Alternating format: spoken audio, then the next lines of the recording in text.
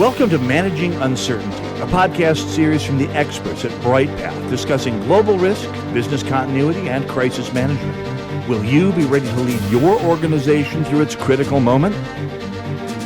Hi folks, Bryan Strawser, Principal and CEO at Bryghtpath, and welcome back to the Managing Uncertainty podcast. Today we're going to talk about why we do crisis management exercises. Why do we exercise our plans? One question that we get a lot here at Bryghtpath from prospective clients is about coming in and running crisis exercises of some type. It could be a tabletop exercise. It could be kind of a full simulation exercise where you're actually working through and doing some of the things that are in your plans, or all of the things that are in your plans, or some variation on the exercises. It could be a virtual tabletop instead of an in-person tabletop, and so on and so forth. Now, there's a number of reasons that you want to exercise your crisis management plans. The first one is to see if it works. If you create the exercise scenario correctly and you set the type of exercise that you're doing correctly for what your goals are, you can test and see if your plan would actually work in the crisis situation that you intended to work it in. And what I mean by that is not that necessarily you're going to be successful in managing the crisis and testing that in your plan, but you're testing the processes that you put into place in your plans. For example, we do a number of data breach exercises or other crisis exercises where there's a significant internal and external communications component. And we've often found in the plans and exercises that we're involved in that one of the challenges is actually working through that communications process.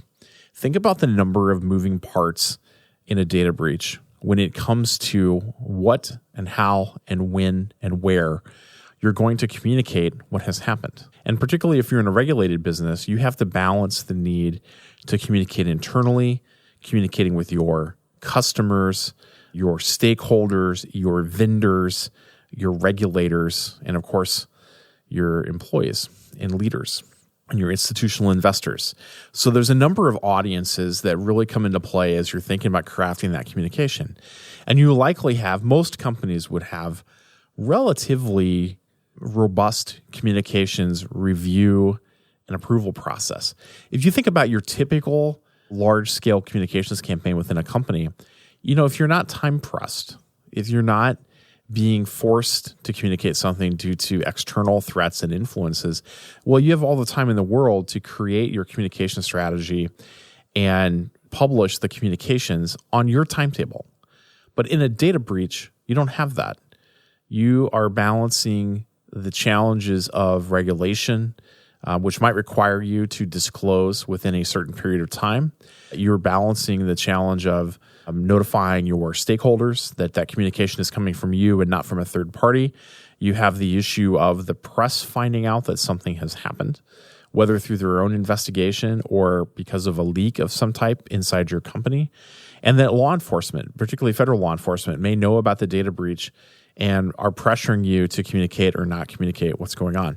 These are all things that can be simulated in the course of an exercise, and the appropriate amount of stress put on the process, not really trying to stress out any individuals, but we can put the right amount of stress on the process to give folks a window in which communication has to be drafted and approved within the exercise and published.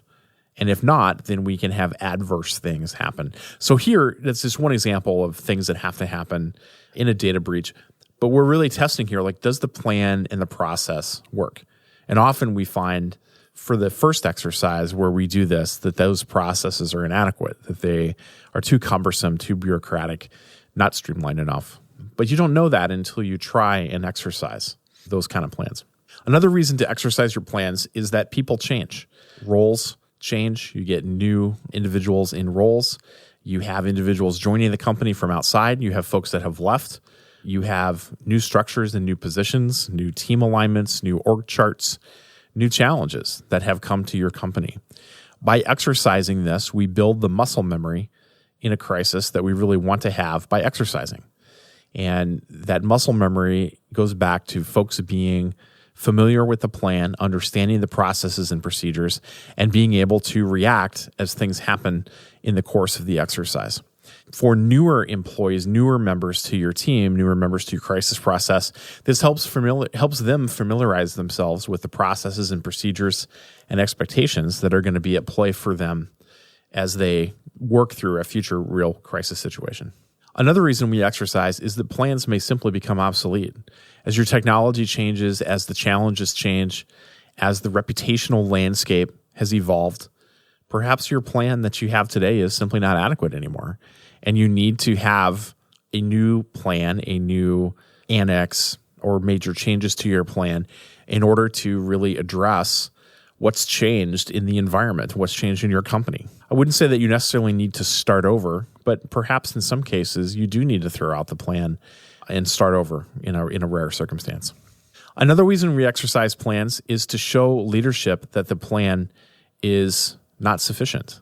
Often we find this happening when subject matter expert within crisis management or business continuity or disaster recovery has been arguing that the current planning is inadequate, that the resources provided to the team are inadequate. They're not sufficient to be able to lead the organization through a crisis situation. You can use an exercise as a way to show the inefficiencies, the insufficiency of a plan. You can show that the current processes do or do not work. And if you're using a third party to do this, then you can get a fairly unbiased view of what is and isn't working by doing a solid crisis exercise or continuity exercise that really demonstrates that one way or the other and makes recommendations for your team and for leadership. And then in some cases, we've even been brought in to work with a client on doing an exercise where there is no plan. And it helps leaders understand in the moment of a complex situation that they see in an exercise, that wait a minute, we really do need to have some documented processes. We really do need to have a plan on how we're going to manage these situations moving forward. Much of this comes down to how your exercises are structured and what the goals of those exercises are, and that there's adequate time given for the exercise in order to reach the goals that you've outlined. We like to do exercises in kind of an order as the crisis management capability of the company matures and evolves, then the exercises should become more complex and more difficult to do easily. When we are working with a client that has a new, relatively new crisis management plan in place, or kind of a rebirth of a crisis management plan, we really like to do exercises at first from a confidence building standpoint, let people get comfortable with their roles, understand the expectations within the crisis, and use that in order to kind of build those initial maturity steps for the organization. But over time, we like to make these exercises more difficult by introducing new factors, by introducing more injects during the course of the exercise. We like to introduce injects in different ways. We like to use email. We like to use audiovisual news stories that pivot one way or the other as the team does or doesn't do certain things. We like to have live phone calls come into the exercise and force someone to deal with something in real time and then report the output of that. We even like to have multiple calls come in and have the team have to work through these very asynchronous movements within the exercise that cause actions to happen or cause the crisis team to have to react to some things that are going on. All of these fit within a solid exercise strategy and really help move the organization along in terms of maturing the process through those experiences that folks have gone through. So just to summarize briefly why we exercise crisis plans, first we're checking to see if the plans and processes defined within the plans work. We're thinking about new people, new positions, and new challenges as the organization changes. We're thinking about the external influences, how the plan may need to adapt, or even the plan becoming obsolete and needing to be significantly updated or started over. They need sometimes to show leadership that the plan is insufficient, that there are insufficient resources and things need to be done, and also to show the leadership that there's a need to even have a plan, as some organizations have not even made that type of an investment. We're always trying to build muscle memory as we work through these exercises so that in an actual crisis, folks are familiar with the plan, they're willing to work together, the relationships are in place, and you're able to move towards a successful conclusion to whatever critical moment that your company is faced with. We'll go ahead and end things there. Thanks for listening to this episode of Managing Uncertainty. We'll be back next week with a new episode. Thank you. Thanks for listening to this episode of Managing Uncertainty, produced by the experts at Bryghtpath. To receive notifications of new episodes, join our newsletter at bryghtpath.com or subscribe through your favorite podcast player, such as iTunes or Google Play. Learn more about the services and trusted advice from Bryghtpath by visiting bryghtpath.com. That's BRYGHTPATH.com.